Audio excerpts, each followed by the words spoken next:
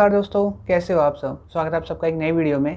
और मेरे पास काफ़ी लंबे समय से कोई टॉपिक था नहीं नया वीडियो बनाने के लिए, और बुक मैंने कोई नई रीड करी नहीं रिव्यूज़ के लिए, तो इसलिए मैंने सोचा कि कुछ नया करा जाए।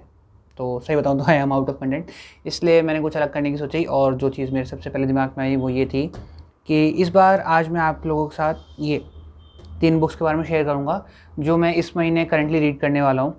और 3 बुक्स ही सिर्फ मैं इसलिए रीड करूँगा बिकॉज़ काफ़ी ज़्यादा थे क्या ये, और इनके फ़ॉन्ट वगैरह ने भी कोई रहम नहीं दिखाया मेरे पर, इसलिए। तो इसके अंदर सीरीज़ में सबसे पहली बुक आती है चेतन भगत की 400 डेज़, जैसे कि आप देख सकते हो। और ये वैसे तो रोमांटिक नॉवेल्स वगैरह लिखते हैं, जैसे कि a night at call centre हो गई, हाफ गर्लफ्रेंड हो गई, 2 स्टेट्स वगैरह हो गई, 3 मिस्टेक्स ऑफ माई लाइफ हो गई। वैसे वो इतनी नहीं है, हाँ, लेकिन उसी जॉनरा में बोल सकते हैं उसको। तो उस तरह की बुक्स ले लिखते हैं, लेकिन ये इनका कुछ नया ट्राई करने का तरीका है। इसके अंदर इन्होंने एक सीरीज़ टाइप शुरू करी केशव राज पुरोहित की, जिसके अंदर पहली बुक आई थी इनकी the girl in room 105, second आई थी इनकी वन अरेंज्ड मर्डर, एक आई थी 2017 के अंदर, सेकंड आई थी 2020, और ये इनकी रिसेंट रिलीज़ है सीरीज़ के अंदर भी, और इनकी रिसेंट रिलीज़ बुक भी है ये 400 डेज़। ये लॉकडाउन के अंदर आई थी इनकी 2021 के अंदर।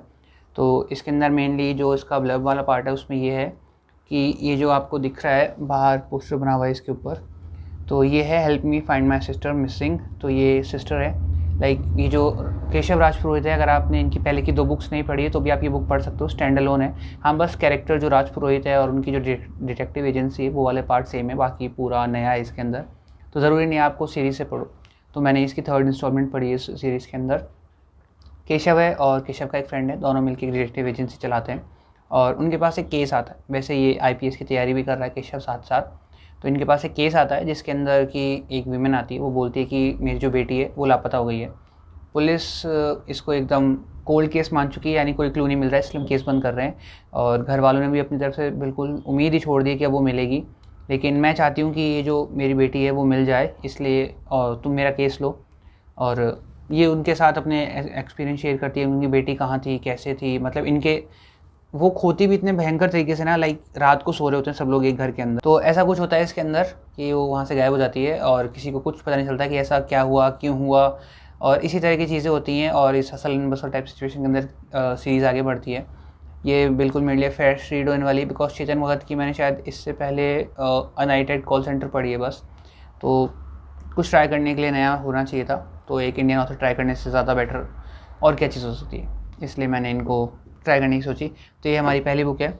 और सेकंड बुक है जो बुकस्टाग्राम पे और बुक ट्यूब कम्युनिटी के ऊपर बहुत ज़्यादा धूम मचा रही है, लिटिल बिट ओवर हाइप कह सकते हैं। ये लोगों का परसेप्शंस है, मैंने इसको रीड नहीं करा है अभी तक, और इसका नाम है द 7 हस्बैंड्स ऑफ एवलिन ह्यूगो, जैसे कि आप देख सकते हो। तो बुक का नाम है द 7 हस्बैंड्स ऑफ एवलिन ह्यूगो। तो ये मुझे नहीं पता कि ये लेडी सही में एग्जिस्ट करती हैं, थी, इस तरह मुझे नहीं पता। मैं इसको फिक्शन मान के चल रहा हूँ अभी तक, और जैसे जैसे मैं बुक रीड करूँगा मेरी क्यूरियोसिटी बढ़ेगी, और तब मैं इस बुक के बारे में और ज़्यादा डिस्कवर करूँगा। तो इसके अंदर ब्लब वाले पार्ट में आपको बता देता हूँ। ब्लब के अंदर ये समझा रखा है इसके अंदर कि ये जो लेडी है, जैसे आपको ग्रीन गाउन में दिख रही होंगी, ये लेडी है, इनका नाम होता है एवलिन ह्यूगो। और ये एक बहुत बड़ी हॉलीवुड फिल्म इंडस्ट्री के अंदर काम करती हैं, बहुत हाई पेड एक्ट्रेस होती हैं ये। और इनका जो स्टारडम वाला करियर होता है काफ़ी ऊंचाइयों पर होता है, और ये जब तक इनकी लाइफ चलती है वहाँ पे, उस पूरे दरमियान ये क्या करती हैं, 7 मैरिजेस करती हैं। यस, नॉट 1 और 2, इट्स 7। तो इन्होंने वही बता रखा है कि अपने 7 हस्बैंड्स के बारे में। तो एक पीक पॉइंट आने के बाद वो होता है कि उसका डाउनफॉल स्टार्ट होता है, हर किसी का होता है, हर किसी का डाउनफॉल स्टार्ट होता है। तो इनका डाउनफॉल वाला पीरियड आता है। तो लास्ट में इनको जब लगता है कि यार I am on my death bed, तो ये सोचती हैं कि यार मरने से पहले लोगों को बताना चाहिए कि मुझे मेरी लाइफ के बारे में, कि लाइफ कैसी रही थी। तो क्या करती हैं, एक रिपोर्टर को बुलाती हैं अपना इंटरव्यू देने के लिए, अपनी लाइफ के बारे में बताने के लिए, और उसका रिपोर्टर का नाम होता है मोनिक क्यू, लाइक मैनिक क्यू, ओके। तो उसको बुलाते हैं, ये बुलाती हैं, सॉरी, ये उसको बुलाती है अपना इंटरव्यू देने के लिए। और सब लोग बड़े परेशान होते हैं, लाइक चिंतित, हैरान होते हैं ज़्यादा इनफैक्ट, कि वो ये सोचते हैं कि यार ये वो पर्सन है इंटरव्यू जो लेने आ रहा है, लाइक इसका इंडस्ट्री में कोई नाम नहीं है। लाइक अगर आप फोटोग्राफी की बात करो तो दबू रत्नानी इज़ अ स्टार, ठीक है। फोटोग्राफी की बात करते हो सबसे पहले वो याद है, बिकॉज काफ़ी ज़्यादा बड़ा बंदा है, सॉरी, बड़े आदमी हैं वो इस इंडस्ट्री के अंदर, काफ़ी लंबे समय से काम कर रहे हैं। और जो बड़े बड़े मॉडल्स होते हैं या फिल्म स्टार्स वगैरह होते हैं और जो क्रिकेटर्स वगैरह होते हैं, उनके फोटोशूट वही करते हैं। तो ये क्या है, उस इंडस्ट्री के अंदर एक बिग नेम है, तो इंटरव्यू देना चाहती है। तो जो जर्नलिज्म इंडस्ट्री है उसके अंदर किसी हाई अथॉरिटी बंदे को पकड़ेंगी, लेकिन ऐसा नहीं होता, वो बिल्कुल एक रॉ को पकड़ती हैं जो कि मैनिक्यू होता है हमारा, मोनिक्यू ग्रेड करके होता है, उसको पकड़ती हैं ये। तो सब लोग बड़े हैरान हो जाते हैं कि इन्होंने उसको क्यों कहा कि तुम मेरा इंटरव्यू लो, उसके पीछे क्या रीज़न है। और फिर उसको ये जितनी अपनी लाइफ के बारे में बताती है कि उनकी लाइफ में कहाँ ग्लैमर था, कब स्कैंडल्स हुए, और जो चीज़ होती है ना, all that glitters is not gold. तो जो सोचते हैं कि यार शी इज़ एन एक्ट्रेस तो लाइफ काफ़ी आसान होगी, या फिर आपके पास तो वो सब है जो लोगों को चाहिए होता है, तो आपकी लाइफ काफ़ी ट्रिमेंडस तरीके से गुजरी होगी, लेकिन ऐसा कुछ नहीं होता है। और इसी चीज़ के बारे में शायद ये पूरी बुक होगी, ये मेरा परसेप्शन है इसको लेके। आई होप सो कि ये सही हो, और जहाँ तक मुझे लगता है शायद मुझे इस बुक के अंदर कुछ और नई चीज़ें भी देखने को मिल जाए। और ये है it ends with us by Colleen Hoover, number 1 New York time best seller author. ये है इट एंड विद अस, तो ये भी मैं इस मंथ रीड करने वाला हूँ, बिकॉज बुक्स काफ़ी थिक हैं, जैसे कि आप देख सकते हो। ये खुद बुक अराउंड इसके अंदर 370+ पेजेस हैं, और एवलिन ह्यूगो के अंदर भी, और इसका तो इनफैक्ट यार फ़ॉन्ट भी काफ़ी छोटा है, सीरियसली। ये भी वही 370+ पेजेस है, और इसका फ़ॉन्ट आप देख सकते हो कितना छोटा फ़ॉन्ट है। लाइक दूसरा पेज दिखाता हूँ, नहीं तो बोलोगे कि हाँ ये देखो, इसका फ़ॉन्ट काफ़ी छोटा है, तो इसमें वैसे भी टाइम लगेगा। और 370+ पेजेस हैं इसके अंदर, और चेतन भगत वही 350 अराउंड ये भी साउंड कर रहा है, और ये तो है ही 370+। लेकिन इसके अंदर ये थोड़ी सी बात है कि इसका फ़ॉन्ट और अलाइनमेंट थोड़ा ठीक है, तो ये फिर भी एक बार को ईजी रीड हो सकती है। इट एंड विद अस मेरी कॉलिन हूवर की पहली बुक होने वाली है, मैं इनकी पहली बुक रीड करूँगा ये, और आई जस्ट होप सो कि जितना हाइप इनको लोग कंसिडर करते हैं इनको देना, शायद ये उस हाइप पर ठीक रहे मेरे लिए। बिकॉज मुझे इनफैक्ट इसका जॉनरा भी नहीं पता है कि ये कैसे होने वाली है।